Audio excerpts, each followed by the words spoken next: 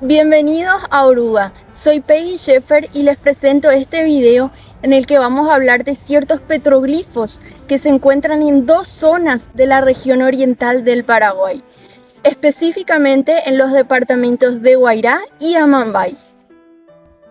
También haremos una relación con otros hallazgos y hechos en distintas partes del mundo. Espero que disfruten. No olviden suscribirse y darle me gusta.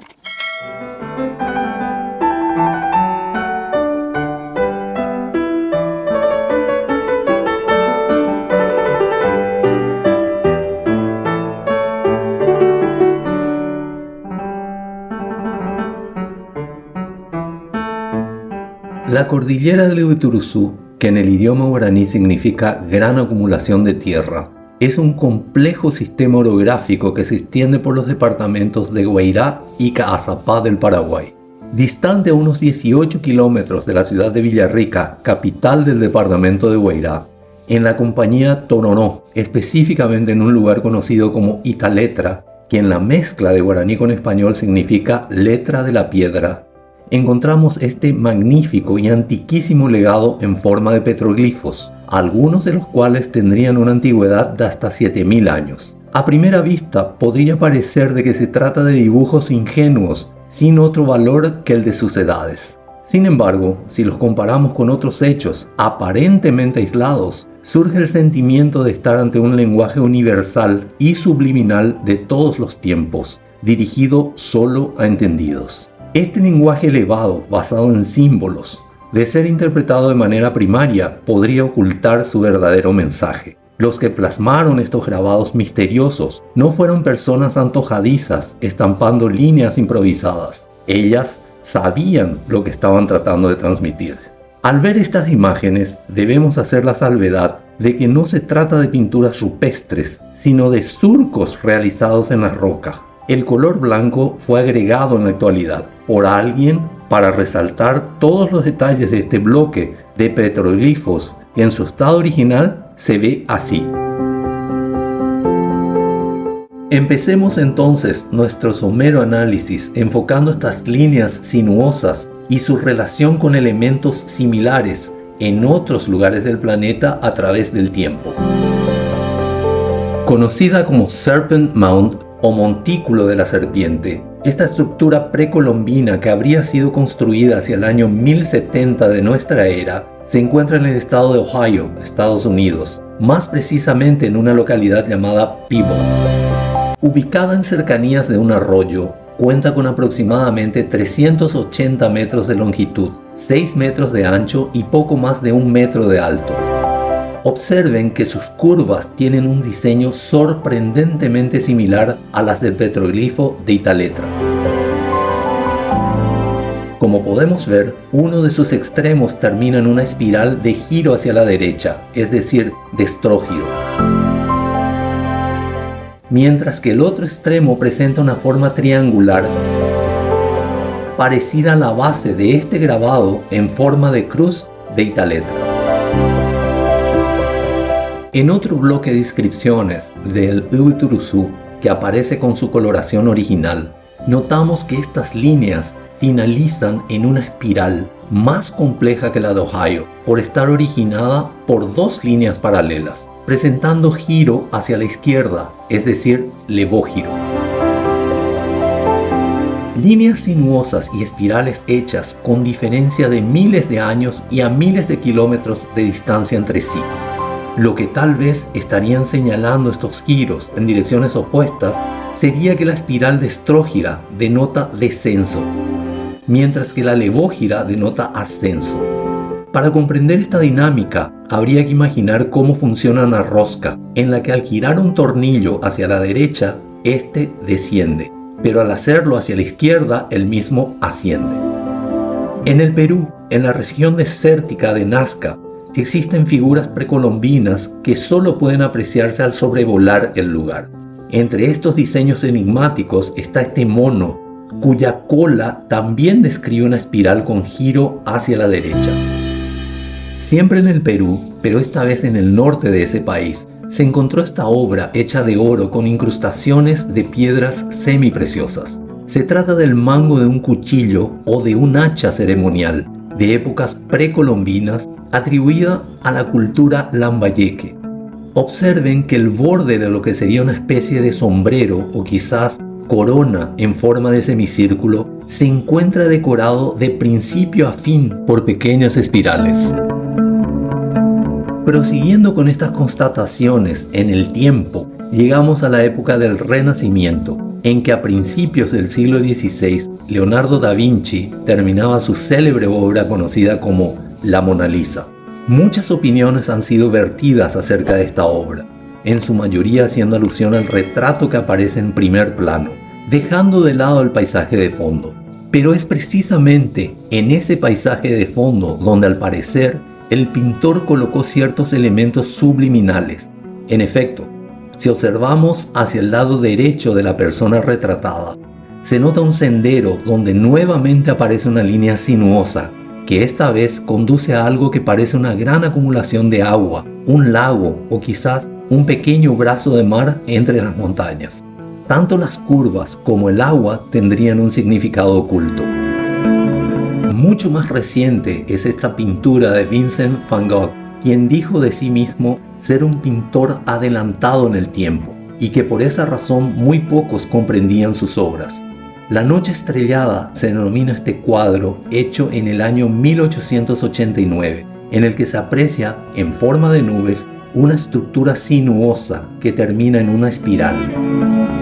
Y si observan detenidamente la luna, verán que un túnel formado por sutiles círculos concéntricos conduce hasta ese satélite natural de la Tierra.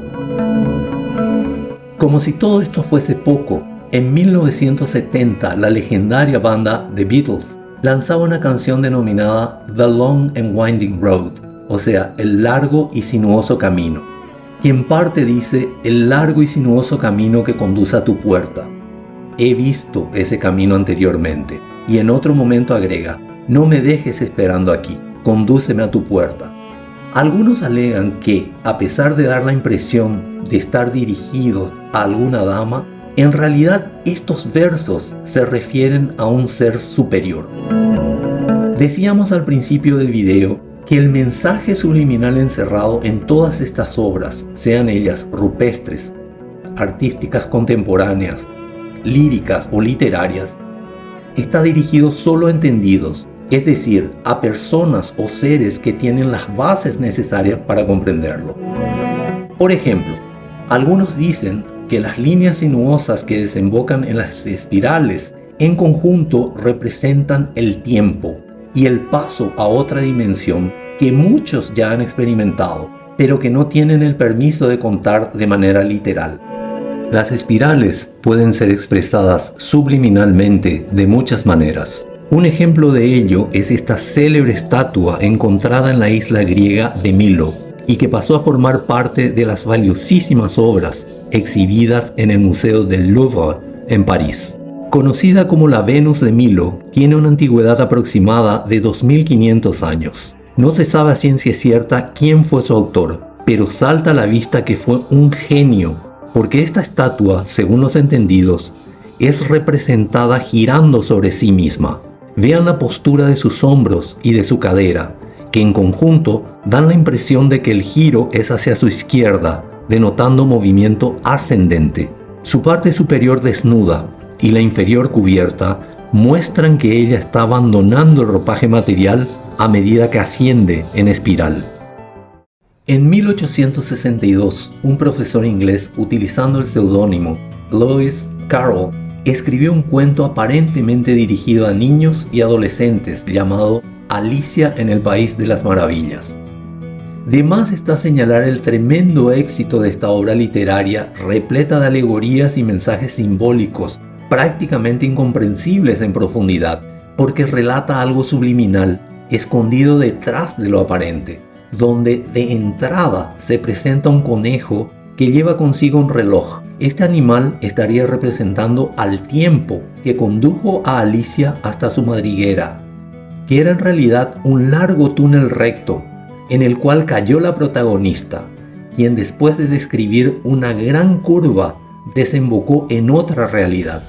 tan real como la que todos conocemos, pero muy diferente en sus valores y personajes. Sin entrar a analizar otros puntos, solo deseamos señalar que aquí, otra vez, se describe el camino sinuoso, la espiral y el túnel, que vienen transmitiendo de diferentes maneras las más variadas civilizaciones desde hace miles de años. En la bellísima ciudad de Río de Janeiro, cientos de personas que pasean todos los días contemplando una de las playas más renombradas del mundo.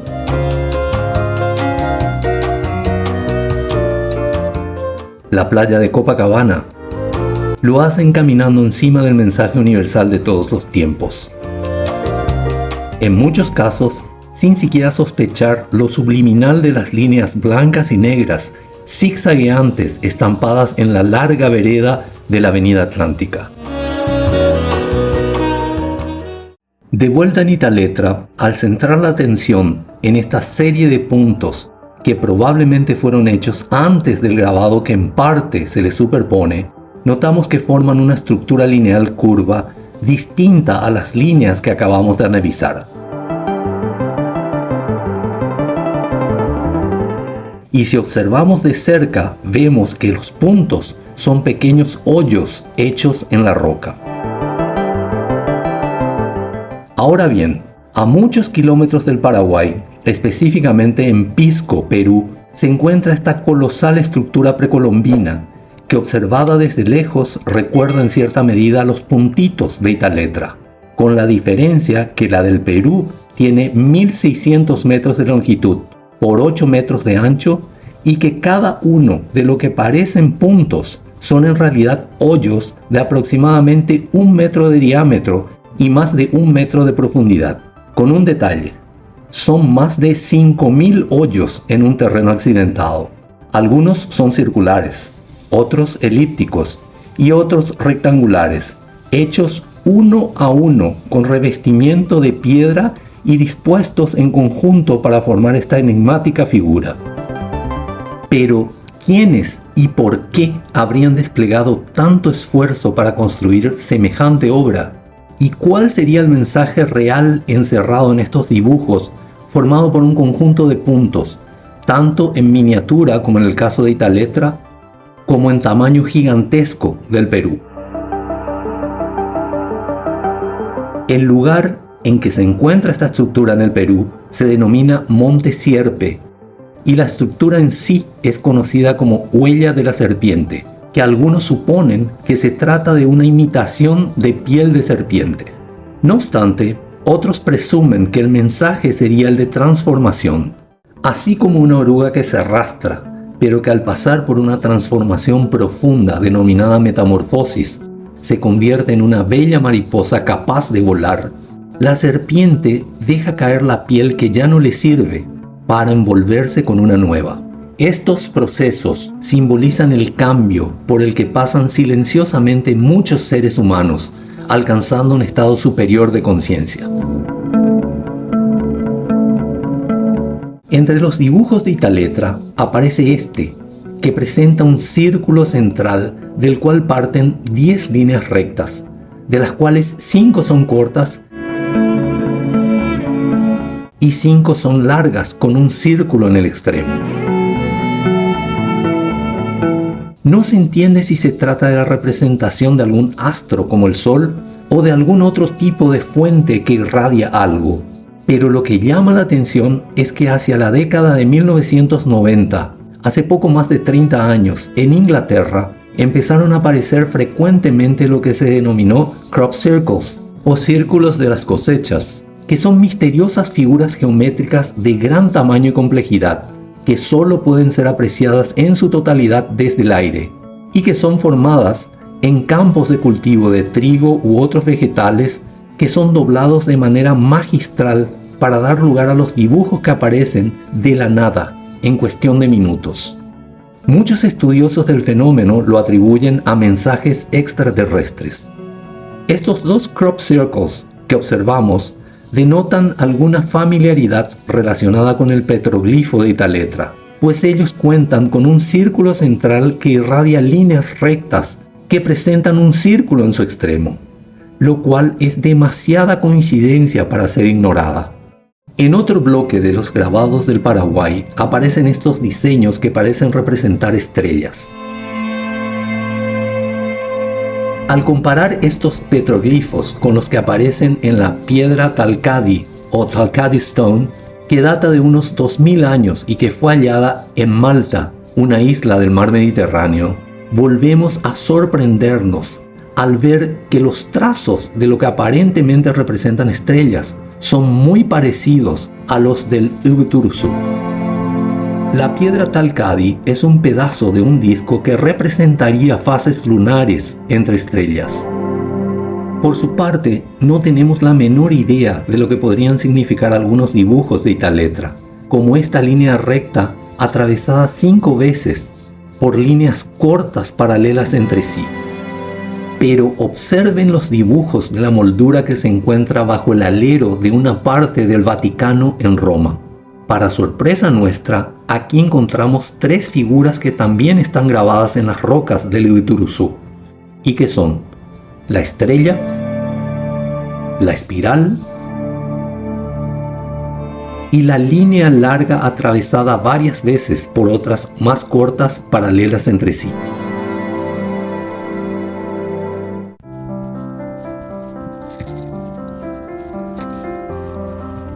Este pequeño pedazo de piedra que tengo aquí formó parte de uno de los diversos bloques de una de las primeras pirámides de Egipto, la pirámide escalonada de Zoser, en Saqqara, Egipto.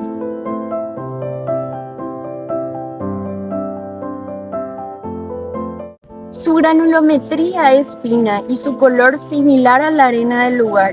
Cuenta con escasos cantos rodados de cuarzo.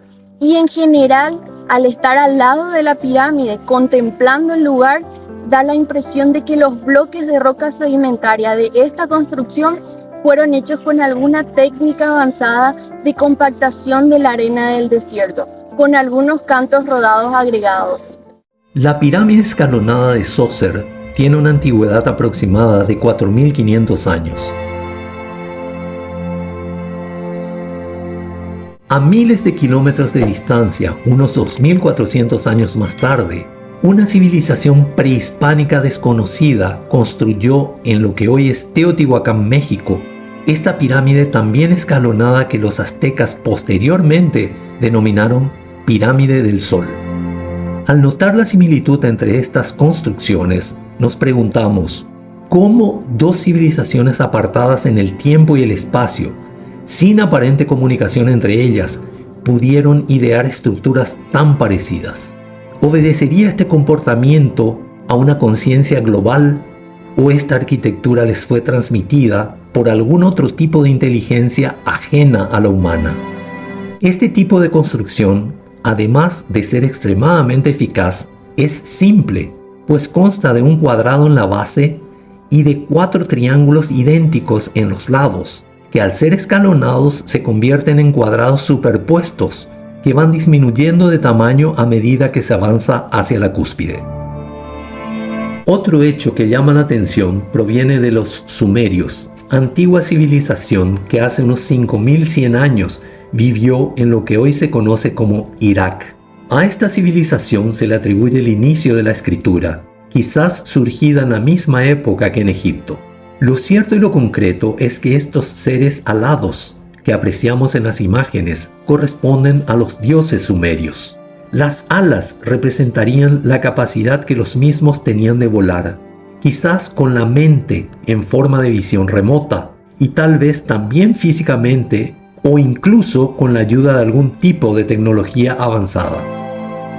Nótese también que la terminación del bigote de esta deidad sumeria termina en espiral y que los pelos de la barba también son representados por pequeñas espirales. Llama poderosamente la atención que todos estos seres sujetan un pequeño bolso con casi el mismo diseño y en la mayoría de los casos lo hacen con la mano izquierda. También en prácticamente todas sus muñecas se nota una especie de pulsera y en una de ellas en particular aparece algo parecido a un reloj. Ahora vean esta figura que fue esculpida en tiempos precolombinos por la civilización maya, que ocupaba el sur de México y parte de América Central. ¿Acaso no resulta sorprendente constatar que esta imagen lleva en la mano derecha el mismísimo bolso diseñado muchos años antes por los sumerios? ¿Cuál es el significado de ese accesorio? ¿Y cómo, nuevamente, dos civilizaciones tan apartadas en el tiempo y la distancia fueron capaces de esculpir la misma cosa? Es obvio de que no se trata de una simple coincidencia. A más de 500 kilómetros de la cordillera del Iguazú, más precisamente en el noreste de la región oriental del Paraguay, en la frontera con Brasil, se encuentra la cordillera del Amambay. A unos 50 kilómetros de la ciudad de Pedro Juan Caballero, en territorio paraguayo y en cercanías de Cerro Corá, existen algunos cerros dispersos en el terreno, uno de los cuales que vemos en la imagen se denomina Cerro Guazú o Cerro Grande, considerado sagrado por los indígenas del lugar. En esas inmediaciones se han encontrado petroglifos dispersos en varios bloques representados por los puntos que se aprecian en este mapa. Al observar detenidamente estos grabados, notamos que, por ejemplo, entre otros, se asemeja a las estrellas del Iguazú, pero difiere ligeramente de las mismas porque las del Amambay presentan un punto central bien nítido del cual parten los rayos, mientras que las del Iguazú presentan líneas que se entrecruzan en el centro. En ambos casos, estudiosos pensaron que podría tratarse de runas, antiguos símbolos de la escritura vikinga, es decir, escandinava, lo que haría suponer, de acuerdo a la antigüedad de los petroglifos, que los vikingos habrían llegado a América unos 5.000 años antes que los españoles.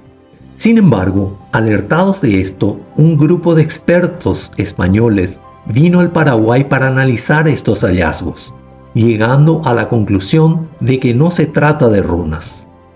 Sin adentrarnos en la discusión de si son o no son runas, es relevante relacionar estos diseños con los de otras civilizaciones muy lejanas en el tiempo y en la distancia, puesto que, como venimos viendo en este video, ellos se repiten de manera casi sistemática por el planeta, como si se tratara de una conciencia global enviando mensajes emitidos por algún ser o seres suprahumanos. Pero, ¿quiénes son capaces de interpretar con exactitud estos mensajes? Quizás los iluminados, los que ya recorrieron el camino sinuoso que se transforma en espiral. Recordemos que el sol simboliza, según algunos, la iluminación, es decir, la elevación a un nivel superior de conciencia, mediante el cual el individuo pasa a entender cosas anteriormente vedadas en su mente. Esto no depende del nivel social, cultural o económico, pues sería un camino que se recorre de manera individual en todos los niveles de la humanidad. Así, por ejemplo, el plumaje exuberante que algunos indígenas se colocan en la cabeza no es simplemente un adorno. El mismo simboliza la iluminación de quien lo porta. ¿Somos realmente conscientes de todo lo que ocurre delante nuestro? Tal vez muchos de nosotros seamos simples piezas del sistema en que vivimos, sin percatarnos de la realidad que se desarrolla detrás de lo aparente. Para aquellos que sientan el deseo de profundizar este tema, recomendamos que vean e intenten interpretar las siguientes películas: The Truman Show con Jim Carrey, film de 1998, y Being There con Peter Sellers, film del año 1979. Siempre en el Amambay encontramos estos grabados que algunos interpretan como siendo un órgano genital femenino, pero lo que no encaja en esa interpretación son las líneas paralelas que aparecen por encima de lo que sería la vulva propiamente dicha. y la duda de que se trate realmente de ese órgano se acrecenta al observar este grabado, que presenta el mismo tipo de diseño, pero esta vez irradiando 5 o 6 líneas. Pasando a este petroglifo que presenta un diseño de líneas cortas más o menos paralelas, que son perpendiculares a una línea larga que les sirve de límite, algo parecido a un peine, constatamos su gran semejanza con diseños del mismo tipo en Italetra, con la diferencia de que estos están dispuestos al revés, porque la línea que sirve de límite se encuentra hacia arriba, con excepción de algunos que, tanto en Italetra como en Amambay, se encuentran encerrados entre dos líneas, arriba y abajo. Pero estas similitudes no terminan ahí. La vasija que vemos es la fuente magna, que tiene aproximadamente 5.000 años de antigüedad. Fue encontrada en las proximidades del lago Titicaca y actualmente es exhibida en un museo de La Paz, Bolivia. Debido a algunas características que presenta, se la relaciona con antiguos textos cuneiformes, o sea, en forma de cuña, utilizado por los sumerios. Además de lo dicho, lo que atrae nuestra atención es, entre otras cosas, la aparición del mismo diseño de líneas cortas paralelas, delimitadas por una línea larga y recta, en forma de peine, que en conjunto es casi idéntico a los diseños hallados en el Paraguay. Observen que el de la fuente magna, en su extremo superior, termina con la inclinación de una de las líneas cortas, dando un formato de cuña, parecida a esta que vemos rematar con este pequeño dibujo de Italetra. Por último, en la fuente magna vuelven a aparecer las famosas espirales, en esta oportunidad con formato cuadrangular doble.